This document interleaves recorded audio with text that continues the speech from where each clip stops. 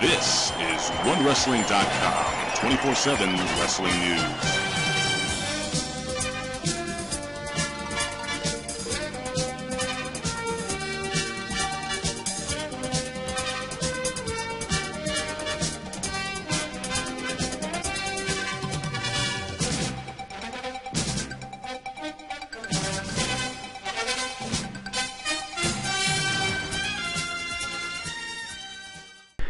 Ladies and gentlemen, this is the After Raw Report. I am the Mark of the Masters, the man with a plan. Big Ray here to stay to talk with my friend, Mr. Christopher Perez. Christopher, what's going on, buddy?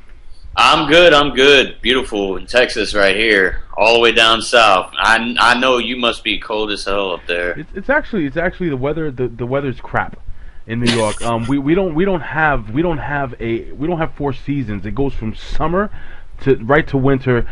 Really quickly, I just wanted to let the people know that what I want to do is I want to try to have one of our YouTube followers or someone who has a YouTube page, a Twitter page, so on and so forth, that really loves wrestling to get on with us here at OneWrestling.com. And I want people to get to know our followers or people that watch our videos every single week. I want to give you guys a chance to maybe promote your YouTube page, so on and so forth. So Chris, number one, let's get this out of the way. How can we find you on YouTube, on Twitter? Is there anything else you would like to promote? On Twitter, you can follow me at Perez_81.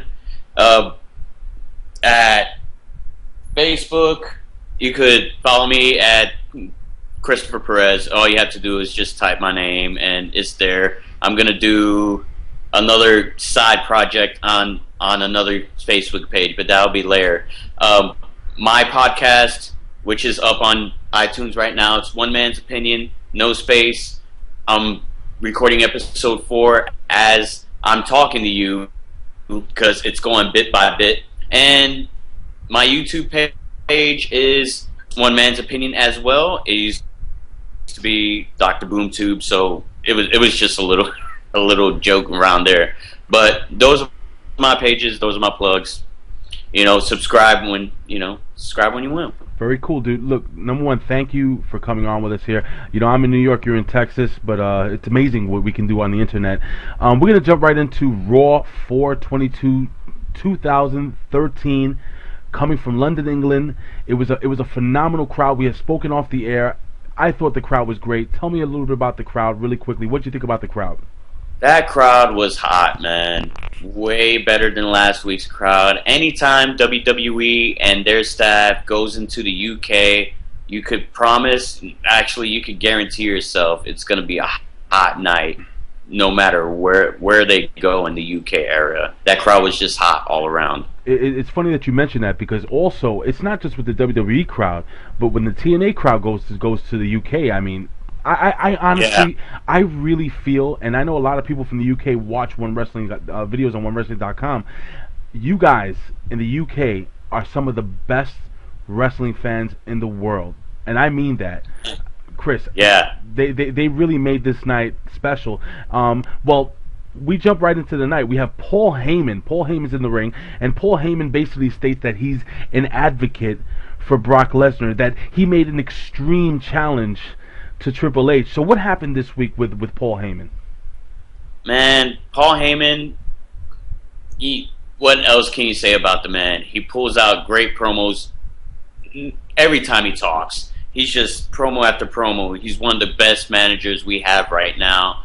And he was basically calling Triple H a gutless coward. Right. And he pointed out an email that Triple H wrote saying that I won't be Raw today. I won't be at Raw due to my injuries sustained at WrestleMania. Well, after that, Triple H popped up and basically lied in front of Heyman and proceeded to accept Brock Lesnar's challenge for Extreme Rules in a steel cage and pedigrees Paul Heyman in the middle of the ring, much to the delight of the crowd. So Triple H basically, he comes in the ring, he's like, I lied. So Triple H basically lies to Paul Heyman, and he pulls a fast one over the guy who pulls a fast one basically on everybody. We jump right into R-Truth coming into the ring, rapping again. Look, again, this is my opinion. We're all about opinions here at OneWrestling.com.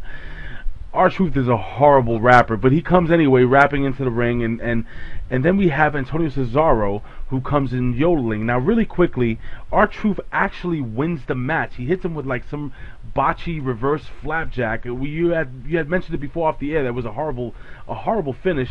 But now, my question to you is, Antonio Cesaro, one of the brightest stars on the independent circuit, ROH. I thought he would be a phenomenal talent, TNA. He's kind of a joke right now in WWE. Don't you agree? Man, this guy has so much talent. His moveset is beyond any moveset I've seen in about the last 3 to 4 years. That the uppercut is deadly. It's just insane. Technical background, and he came from an independent scene that was so revered, and you throw him in there. This is the thing that WWE failed to mention, that he's held the United States title before he lost it last Monday for 240 days.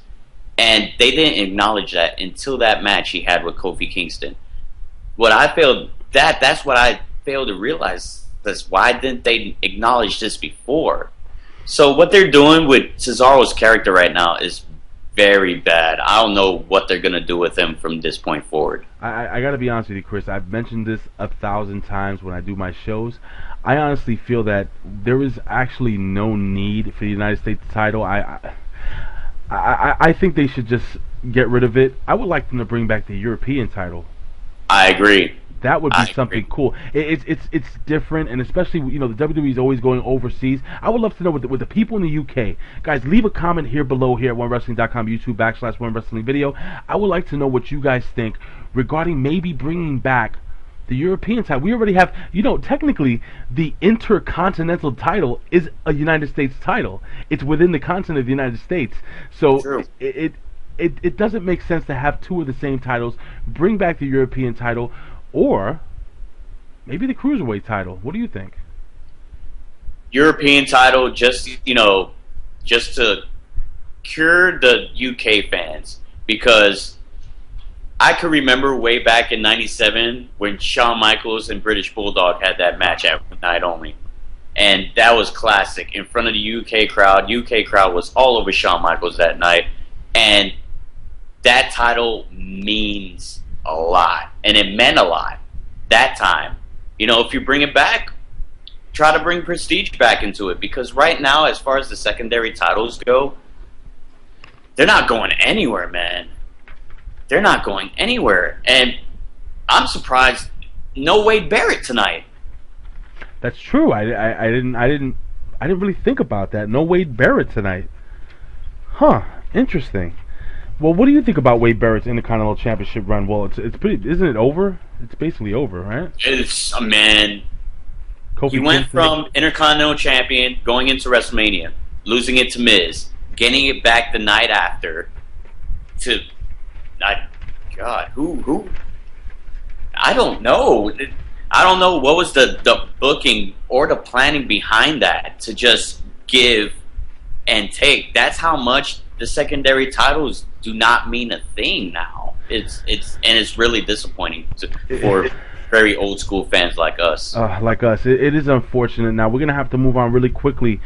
And I have to be honest, I totally agree with you. I think that they've made a mockery of the mid-card titles, and I would like them to bring back maybe the European title to make a little bit of a splash. But anyway, we move on, and we have Brodus Clay versus Damian Sandow. Now, we know that Brodus Clay and Sweet Tea and the Rose Scholars have had a bit of a rivalry, so Brodus Clay actually loses this match to Damian Sandow. Damian Sandow actually pulling the trunks after a distraction from the outside, and he gets the 1-2-3. Later on in the evening, we'll have Sweet Tea versus Cody Rhodes. We'll get into that later, but let's get into one of the best matches in the last couple of weeks, and one of the best matches of the evening. Not the best, but one of the best matches of the evening. Y2J, Chris Jericho versus Dolph Ziggler. Tell us what happened during this match, dude. Y2J and Ziggler, I call this, if the two matches, and we know we're going to talk about the other match, if that was number one, this was 1A. Yeah. This match was full throttle, but this is what I like about Y2J and Ziggler every time they step in the ring. They started off slow, and they keep building the pace. Mm-hmm. And once they get to the crescendo, they could do anything they want. And Jericho, this is why I love this part of the match. Jericho playing with the crowd, because in the middle of the match, the crowd started to wave. And Jericho, looking at the crowd, played with the crowd and did the wave along with the crowd. This is why I love Jericho so much. No, Jericho is amazing. At one point, Jericho actually had Dolph Ziggler in the walls of Jericho, but then Mr. Fandango. That was good. Yeah, you have to breathe in the A's. Anyway, so basically Fandango's music plays, but there's no sign of Fandango distracting Chris Jericho enough to actually have Dolph Ziggler break he was able to get to the ropes, and then anyway, long story short, Dolph Ziggler actually hits the zigzag, goes over Chris Jericho. What happens after this, buddy? Man, God, take that. Before the match, there was a stipulation added that if Jericho won that match, Jericho was going to be added to the triple threat match at Extreme Rules. So a lot was on the line for Jericho. And for Jericho to lose that match broke my heart, because I wanted that fatal 4-way. Well, I have a good feeling at Extreme Rules we're gonna have the Fandango Y2J let's just say rivalry go to the next level. I agree. But we're gonna have to quickly move on. We have Sweet Tea versus Mr. Mustache himself, Cody Rhodes, and Sweet Tea actually wins the match with I guess what you would call a diving senton bomb, or they call it a flying sofa. What the hell? What's the name of his finishing move? I don't know. I looked at that, and I read a tweet from somebody, and they called it the go to bed. Mm-hmm. I just called it the ditch digger. Because before he did it, he just dug and dug. And I got a question. What's up? Why does Sweet Tea still have those fake tats on his face? I have absolutely no idea. Actually, I noticed a couple of weeks ago that Brodus Clay actually had something written on his face also. Go back. It doesn't make sense. It's not fair. But again, I mean, you know what? I'm going to give WWE a little credit. It appears to me that WWE is trying to move towards making some type of a good or a feasible or they're trying to work on their tag team division. You have multiple tag teams now, where before we had nobody. We just had this guy thrown together with this guy, and now these guys are actual tag teams. One of the best tag teams in WWE being Team Hell No, Team Rhodes Scholars. I think those guys are great. But we're going to have to quickly move on. In the match of the night, Big E versus Zack Ryder. The match of the night, I got to be honest with you, I didn't know who was going to win this match. Tell us a little bit about this match and Big E going over with the big ending. What do you think about Big E? Big E, this was his debut match on Raw, and he's facing off against the Barry Horowitz of 2013, Zack Ryder. And notice that he didn't take care and spike his hair. You know, unfortunately, maybe he's not doing so well, so he can't afford hair gel. Oh, I take it. He should just wore the tights that said "push me." It's a shame because Zack Ryder was so hot. I really enjoyed watching the Z True Long Island story.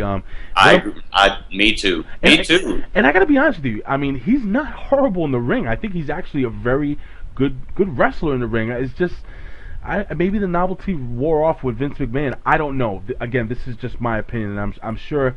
It was the Cena, Eve, and Kane angle that buried him. Yeah, that pretty much did do away with him. But anyway, we move on from that.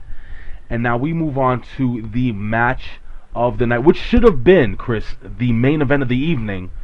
I agree. We'll get into that later on. We have The Undertaker and Team Hell No versus The Shield. Now, The Undertaker comes into the ring by himself because in the backstage, Team Hell No were attacked by The Shield. Tell us about this match. I saw this promo from Kane and Daniel Bryan. I had in my notes. Strategy, graphs. These two men were just like, arguing. There's one point that Kane said, "Do not hug the Undertaker." that cracked me there. But like you said, Shield attacking Team Hell No, and basically when Shield came in attacking Undertaker, but Team Hell No made the save, and this match should have been the main event. And with enough build, add the 2 weeks that they had before this match even started, add 4 more weeks into it, this could have been a match at Extreme Rules. Now, real quick, Chris, I don't mean to interrupt you, but I made a couple of notes and I wanted to read these off. I made a note that the Shield, they just work so well together. They're like a well-oiled machine. Daniel Bryan, I wrote down, Daniel Bryan is so good. The Undertaker, I thought he actually looked really good and moved very well in this match. I just thought this match was really, really excellent. And I think the guys that really made the match, and by the way, Daniel Bryan is the most over guy, I think, in the WWE. He can do anything. And the fans just go ballistic over him. And I love Daniel Bryan. I think he's great. Unfortunately, he misses the flying goat, the diving headbutt off the top rope, and he's able to, and Dean Ambrose is able to roll him up for the 1-2-3. So where do you see this rivalry going? And Shield versus Team Hell No, it's got to culminate with a tag team title match soon. Okay. Because you have them feuding so many times during the weeks, you know. Hell No interfering. You see when Triple H was in the middle of the ring in SmackDown a couple of weeks ago, Shield tried to capitalize. Undertaker, day after WrestleMania, Shield tried to capitalize. But who was there at the end of it all? It was Team Hell No trying to block off the Shield's interference. So I see this crescendoing to a Team Hell No Shield tag team match at Extreme Rules. Now, Chris, the biggest pop of the night wasn't for Daniel Bryan.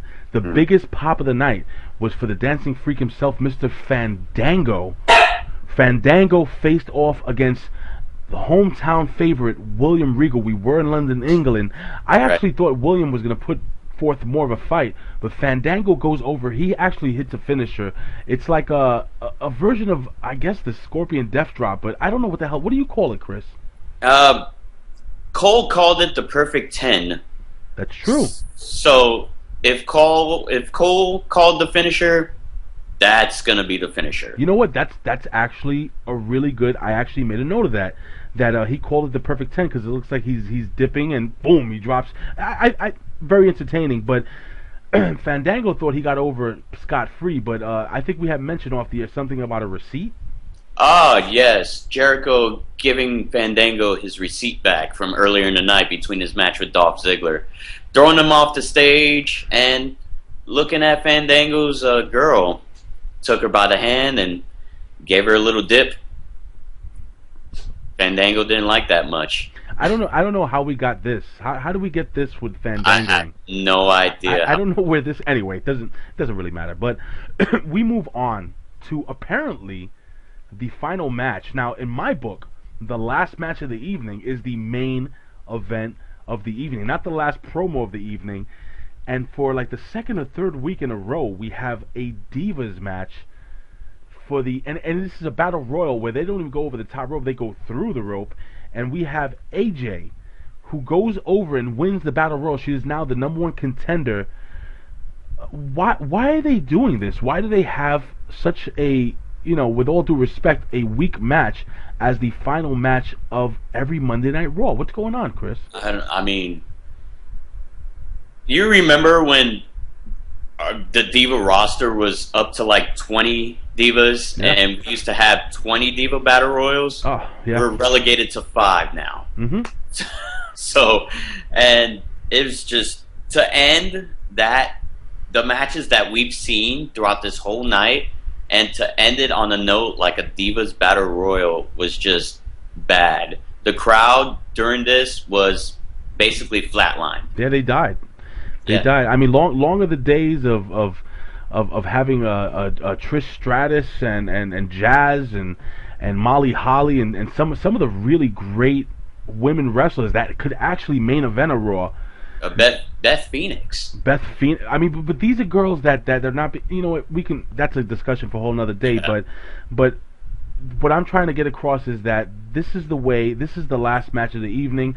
I honestly believe that the 6-man tag team match would have been a great way to end the show, but I agree. the way that they did end the show was apparently Mick Foley had made a couple of comments about Ryback backstage, saying that he wasn't happy that Ryback got up and basically left John Cena. He walked away from John Cena when John Cena challenged him, and he wasn't happy that Ryback walked away and let John Cena get jumped. So what happened tonight when Mick Foley... Oh, and by the way, backstage, John Cena handed Mick Foley a chair to meet Ryback. So tell us a little bit about that. The most noticeable quote I got from the promo beforehand was Foley saying, I made a lot of mistakes in my career, but this is probably going to be the biggest one. You know, Foley, what he brings to his promos is very emotional, and what he says is what he means, and it's not written down. It's not on a teleprompter. Whatever Foley says on a promo, he means every single word he says. And what he had with Ryback is just Foley's purpose is to put talent over, right. And Foley did that tonight with Ryback. He sure did. Or attempt to. Now as Ryback's in the ring, and he cut a he just cut a weird. You know, his promos for me are kind of reminiscent of early Ultimate Warrior. I don't know if you agree. Yes. A lot of the grunting, a lot of the stupid. I don't know, but he actually ends up getting in Mick Foley's face, and Mick Foley did not back down. But John Cena came in asking Mick Foley to leave the ring and made the save. What happened from that point on? Shield's music came out, and the first thought in my mind, because the way they walked down to the ring, they walked so slowly, the back of my head I was thinking Shields with Ryback. That was the first thought I came to my head. It's I was yelling at the TV.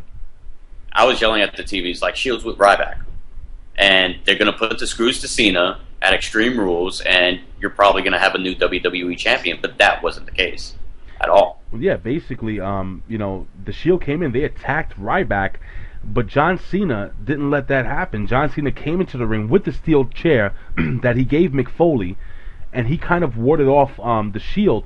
Now, John Cena had the opportunity, and while Ryback wasn't really paying much mind to John Cena at the time, John Cena hits him with the attitude adjustment, and we go off the air.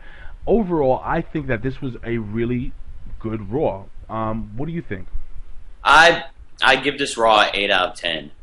The crowd atmosphere, the quality of the matches that we've seen way surpassed last week's, and I was happy for that. It was because I was thinking in the back of my head, it's like, you got to get out of last week's funk.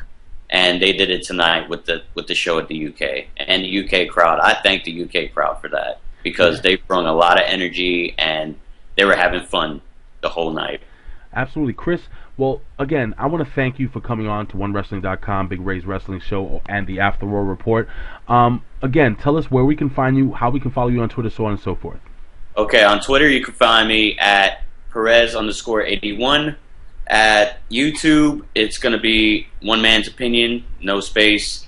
And let me see, Podbean.com, One Man's Opinion, no space. It's oneman'sopinion.podbean.com. So very cool. And again, guys, if you want to join me, OneWrestling.com, if you want to join me on the show, hit me, follow me on Twitter at Big Ray's Show. Send me a direct message. You can follow us here at One Wrestling on Twitter. Also find us at OneWrestling.com or YouTube /One Wrestling Video. Chris, I say this every single week. I would do this for a living, but if I can't, I would do it anyway. Why, Chris? Because we all love wrestling. We love talking wrestling. Ladies and gentlemen, unfortunately, Bill Apter was on assignment. He couldn't join us today, but I really loved having you, Chris. Thank you so much from Texas to New York to hopefully to the UK and the other side of the world. Ladies and gentlemen, we'll see you next week. Peace. Peace. Later.